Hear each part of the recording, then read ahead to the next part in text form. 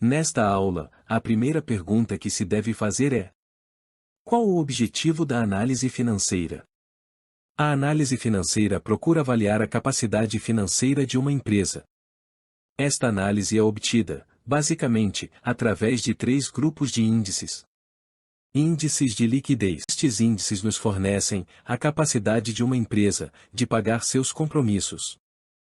O segundo grupo, os índices de endividamento, informam ao analista sobre a quantidade de dívida da empresa e, em decorrência, o risco financeiro assumido pela administração.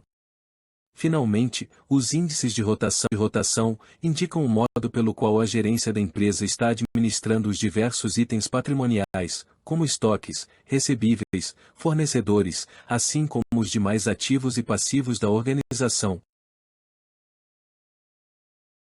Quanto à liquidez de uma empresa, podemos enumerar alguns índices que fornecem esta informação.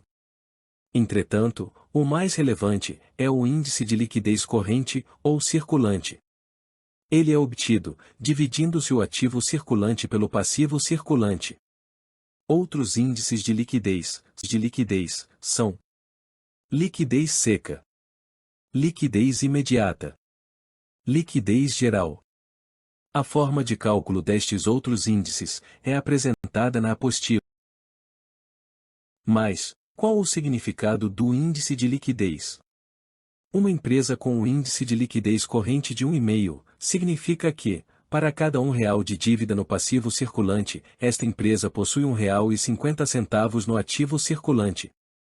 Na maioria dos casos, quanto maior a liquidez de uma empresa, significa que ela tem maior capacidade financeira de pagar seus compromissos.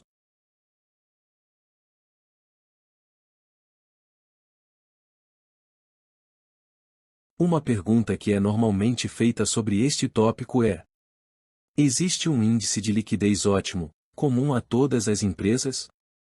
A resposta é: não existe.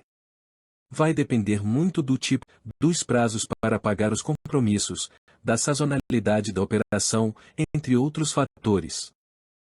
Para algumas empresas, um índice de liquidez corrente de 1,5 pode ser alto, ou seja, muita liquidez. Para outras empresas, este mesmo índice pode ser baixo. Passamos, agora, a analisar os índices de endividamento.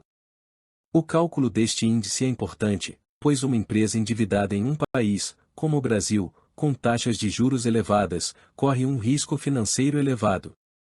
Existem vários índices que retratam o endividamento de uma empresa.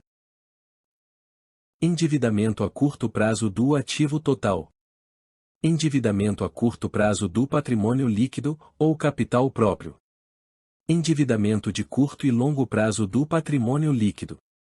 Endividamento total. O cálculo destes índices é explicado na apostila, de apontar um dos mais utilizados. É o índice de endividamento a curto prazo do ativo total. Ele é calculado, dividindo-se o passivo circulante pelo ativo total da empresa, e, após, multiplicando-se o resultado por 100. E qual o significado deste índice?